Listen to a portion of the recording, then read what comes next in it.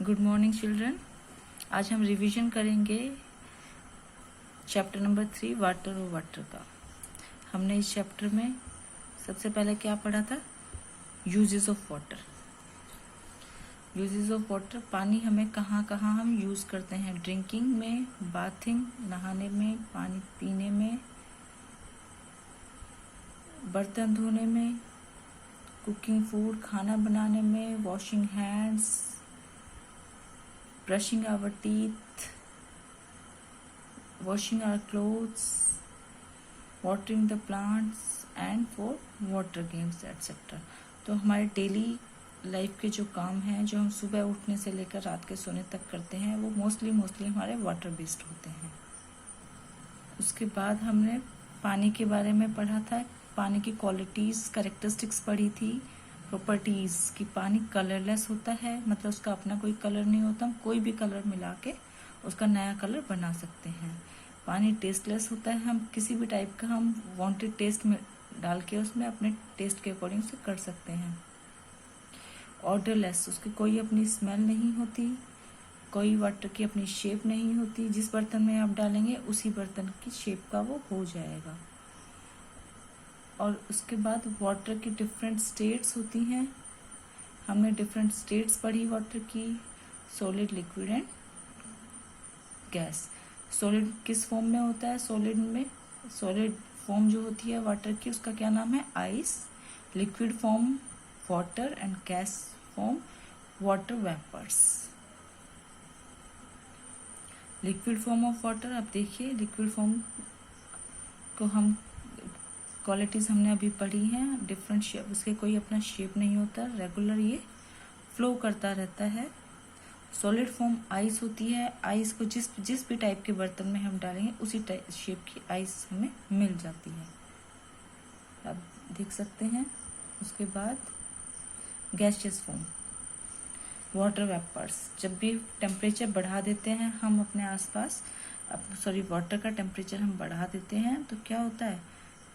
Water boil होने लगता है और उसके बाद बॉयल होने के बाद वो वाटर वेपर्स में चेंज हो जाता है। ये थी वाटर की प्रॉपर्टीज या क्वालिटीज।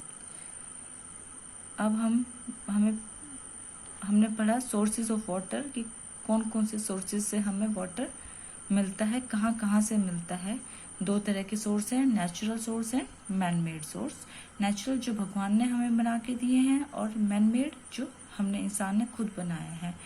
तो नेचुरल में रेन, अंडरग्राउंड वाटर जो पानी हमें जमीन से मिलता है, ओशियंस महासागर या समुद्र, रिवर्स नदियाँ, स्प्रिंग वाटरफॉल भी कहते हैं इनको, झरने, लेक्स झीलें, स्ट्रीम धाराएं, पोन्ड्स तालाब, एंड अब है मैन मेड वेल कुएं, ट्यूबवेल, कैनल, नहर जो आपके रुड़की में भी है, गंग नहर। तो नहरें होती हैं जो जहाँ पर नदियों का पानी नहीं पहुँच पाता, वहाँ के लिए हम गवर्नमेंट नहरें बना देती है, रिवर के पानी को ही दूसरी डायरेक्शन देकर। उसके बाद टैप वाटर जो गवर्नमेंट हमें प्रोवाइड कराती है, टाइम सबके घरों में टैप से ही पानी आता है, जो गवर्नमेंट एमसीडी जो प्रोवाइड कराती है हमें पानी, सुबह शाम आता है, कई जगह 24 आवर्स भी होता है। हैंडपम्प जो ज़मीन से अंडरग्राउंड वाटर को ही निकालने का एक वे है, हम हाथ से निकालते हैं, हाथ से खींचकर। वह मोटर पंप या सबमर्सिबल, घर में आप अपने घरों में देखते हैं कि मोस्टली घरों में या तो टैप वाटर आता है, टैप वाटर नहीं आता तो हम अंडरग्राउंड वाटर को इलेक्ट्रिसिटी की हेल्प से, मोटर पंप की हेल्प से बाहर निकालते हैं। उसके बाद हमने देखा कि इम्पोर्टेंस ऑफ वाटर हमारे लिए, हमारे अर्थ के लिए या ह्यूमन बींग्स के लिए वाटर इम्पोर्टेंट क्यों है, सब बहुत ज़्यादा इम्पोर्टेंट है। क्यों? हमें बार बार कहा जाता है कि हमें वाटर सेव करना है। क्यों सेव करना है? क्योंकि पानी हमारे लिए मोस्ट इम्पॉर्टेंट चीज़ है। जैसे कि पहला, water grows food, water food grow करता है, मतलब हमें मेनली फूड किससे मिलता है? एनिमल से एंड प्लांट से, और उन दोनों के लिए पानी बहुत ज़्यादा ज़रूरी है। प्लांट्स बिना पानी के जिंदा नहीं रह सकते। उसके बाद वाटर हमारी ह्यूमन बॉडी के लिए भी इम्पॉर्टेंट है, एसेंशियल कंपोनेंट है। हमारी ह्यूमन बॉडी का 90% पार्ट वाटर होता है। तो हमारी डेली लाइफ की, डेली एक्टिविटीज़ है लाइफ की, पूरे डे की जो एक्टिविटीज़ हैं वो सारी भी पानी पे बेस्ड हैं। उसके बाद वाटर एनिमल्स और बर्ड्स के लिए, उनके जिंदा रहने के लिए बहुत ज़्यादा ज़रूरी है। उन्हें पीने के लिए चाहिए, अपनी डेली एक्टिविटीज़ के लिए वाटर एसेंशियल है उनके लिए। उसके बाद वाटर क्यों ज़रूरी है अर्थ पर? बहुत सारे एनिमल्स, बर्ड्स एंड प्लांट्स का हैबिटेट है, मतलब उनका रहने की जगह है।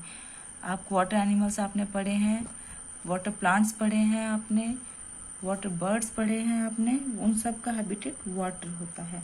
तो अगर पानी नहीं होगा तो ये सारे वाटर एनिमल्स, एक्वेटिक लाइफ नहीं होगी। उसके बाद वाटर, सबसे ज़्यादा वाटर इम्पोर्टेंट है हमारे एनवायरनमेंट के लिए। कैसे?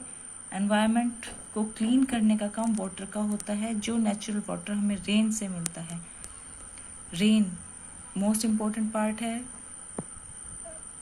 जो अंडरग्राउंड वाटर को भी फुलफिल करती है, वाटर टेबल को फुलफिल करती है। रेन पूरे हमारे एटमॉस्फेयर के टेम्परेचर को भी मेंटेन करके रखती है और एनवायरनमेंट को क्लीन भी करती है। तो इतनी क्वालिटीज़ वाले वाटर को हमें सेव करना चाहिए।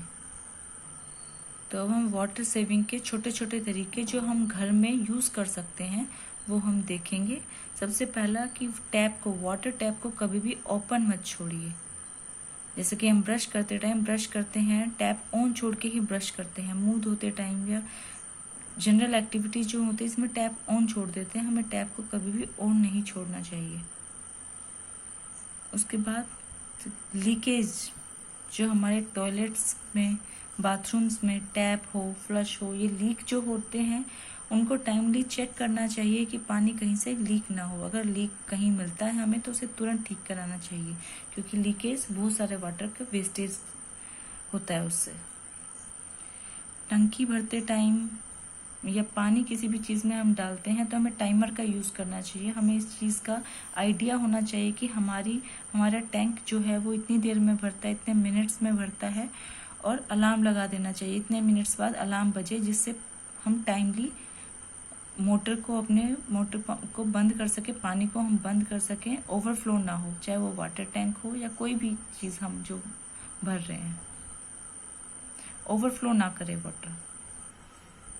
शावर टाइम देखकर करें। हम ये नहीं गर्मी है तो ठंडे पानी में हमें मज़ा आ रहा है तो हम बहुत देर तक पानी का यूज़ कर रहे हैं, शावर ले रहे हैं, नहा रहे हैं।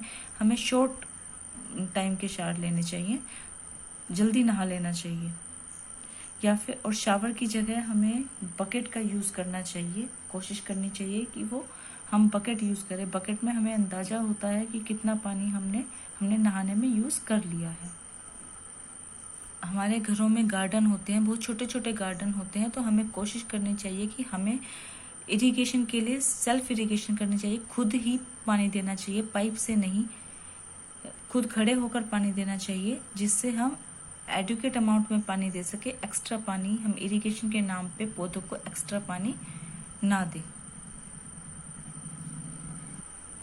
And most important, rain water, बारिश के पानी को जो वेस्ट जाता है उसे हमें किसी भी टैंक में, अंडरग्राउंड टैंक में या किसी छत के पानी को इस तरीके से किसी भी बड़े टैंक में हमें सेव कर लेना चाहिए। हम अपने घरों में आरओ यूज़ करते हैं, आरओ में भी बहुत सारा पानी वेस्ट होता है, तो उसे भी सेव करके उसे रीयूज़ करना चाहिए, रीयूज़ ऑफ वाटर। हम उसको पौधों में पानी डाल सकते हैं, उससे कपड़े साफ करना, बर्तन साफ करना, बहुत सारे काम हम ऐसे हैं जो उस पानी को हम यूज़ कर सकते हैं। तो हमें पानी को वेस्ट नहीं जाने देना चाहिए। सो हमने इस चैप्टर में वाटर की इम्पोर्टेंस के बारे में पता किया।